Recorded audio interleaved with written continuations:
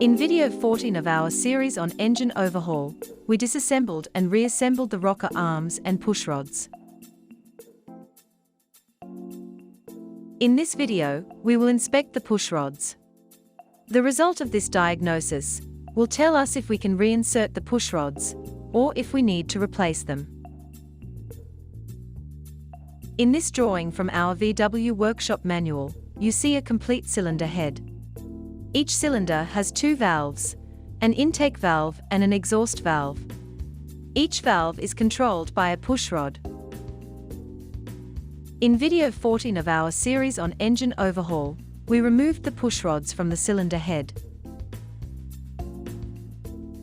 If you plan to reuse the pushrods, it's important that each pushrod ends up at the same valve again. Also remember which side was on the rocker arm side. Because the parts wear on each other, maintaining the assembly order is important. We therefore made a wooden jig in which to arrange all the parts of the engine. Watch video 14 of our engine overhaul series to learn more about this. Diagnosing the pushrods starts with a visual inspection. The ends should not be damaged.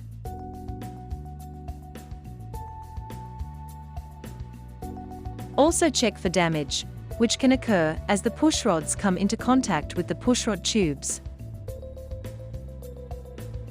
The pushrods of our AB 1300 VW Type 1 engine appear to be in very good condition. We are now showing pushrods from other engines, specimens that are in much worse shape. This one is damaged at the convex end, the part that fits into the bowl of the rocker arm. Poor oil supply can cause serious damage to the pushrods and rocker arms. This pushrod has rubbed against the pushrod tube, which happens when the pushrod tube is damaged, such as by having a garage jack push against it. This one has deep scratches, and like the two previous ones, not serviceable. Now back to our AB 1300 pushrods. Blow through the oil channel with compressed air. This will confirm that the pushrod can pass engine oil to lubricate the rocker arms. If, after a visual inspection, the pushrods appear to be fine, you can check to see if they are still straight enough. A simple technique is to use a piece of flat glass. The glass must be thick enough that it does not bend. This glass is 4 mm thick. Make sure your workbench is level. Let each pushrod roll over the glass.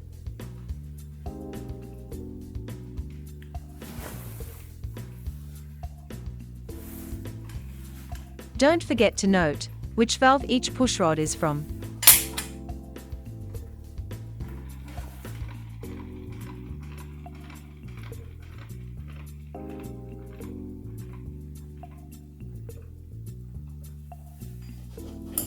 As you can see here, the pushrods on our AB 1300 engine roll evenly across the glass without bouncing up and down.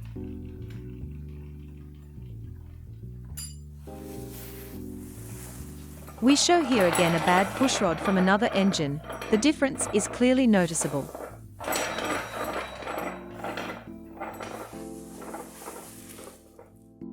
You can also look at the gap between pushrod and glass and estimate if it is the same over the entire length. Slowly roll the pushrod over the glass. The air gap should remain about the same. This pushrod still looks serviceable. The situation is different with this pushrod. It is obvious that it is seriously deformed. The difficulty with this technique is that it is very subjective. If you don't have experience with this part, if you can't compare, then it's somewhat difficult to estimate what is still serviceable and what is not. A more objective measurement of pushrod straightness uses a dial indicator and V-blocks on which the pushrods can rotate. The VW workshop manual states that there should be a maximum vertical, or radial, runout or travel of 0.3 mm. Radial runout is the difference, during one revolution, between the minimum and maximum dimensions, measured perpendicular to the pushrod, caused by the deformation of the circumference of the pushrod.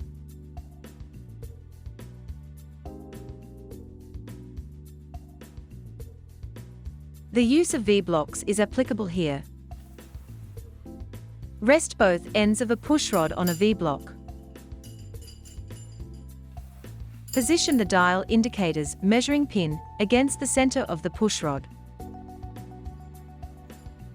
Lock the magnet of the dial indicator. Make sure the measuring pin is depressed a few millimeters. You may set the scale to 0, but you don't really have to. You can note the difference between maximum value and minimum value. The difference is the maximum radial runout. We perform the measurement for the 4 pushrods we took out of cylinders 1 and 2. Don't forget to mark the pushrods. If they still turn out to be serviceable, you'll want to put them back in the same way.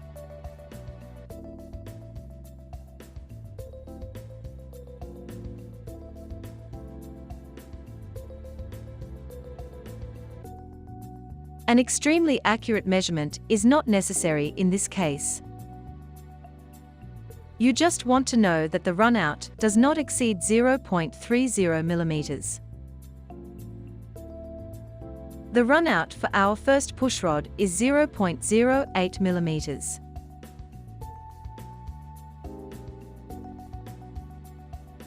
We perform the same measurement with the second pushrod.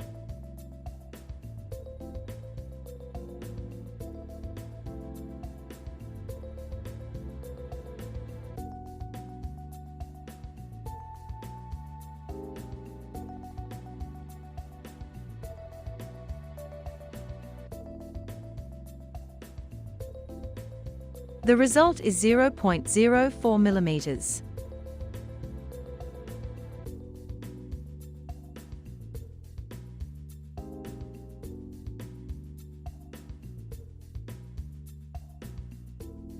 For the third pushrod, we measure a runout of 0.12 mm.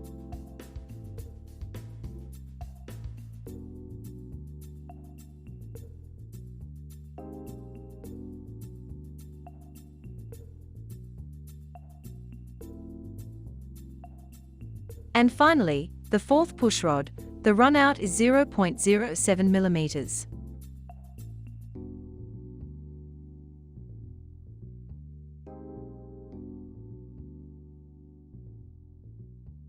All measurements are below the maximum allowable value from the VW workshop manual. We perform the same measurement with the warped pushrod, which we rolled earlier on the glass plate. This pushrod shows a runout of 1 mm, which is more than 3 times the allowed value.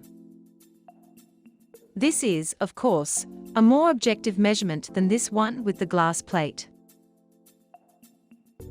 This pushrod is rejected. Now back to our AB 1300 pushrods. If both the visual inspection and the measurements with dial indicator indicate that the pushrods are reusable, you may reinstall them. We recommend that they be well coated with engine oil on both ends before reassembly, as well as filling the oil channel with engine oil. This will speed up the lubrication process when the engine is first started. Assembly of the pushrods and rocker arms is discussed in detail in video 14 of our series on engine overhaul. If you don't have V-blocks in your workshop, then you will have to look for another method of rotating the pushrods while the dial indicator determines the runout. We use a wheel aligner in our workshop to replace the V-blocks. This has wheels on both sides over which the pushrods can rotate. You can also conveniently attach the magnetic base of the dial indicator to it. We repeat the measurements.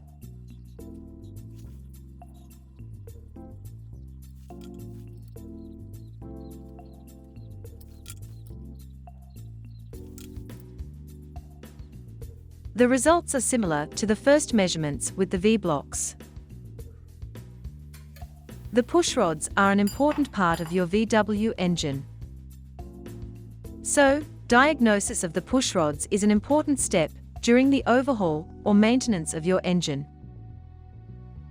More information about all the parts and tools used in this video series can be found as comments under each video on our YouTube channel. See you soon.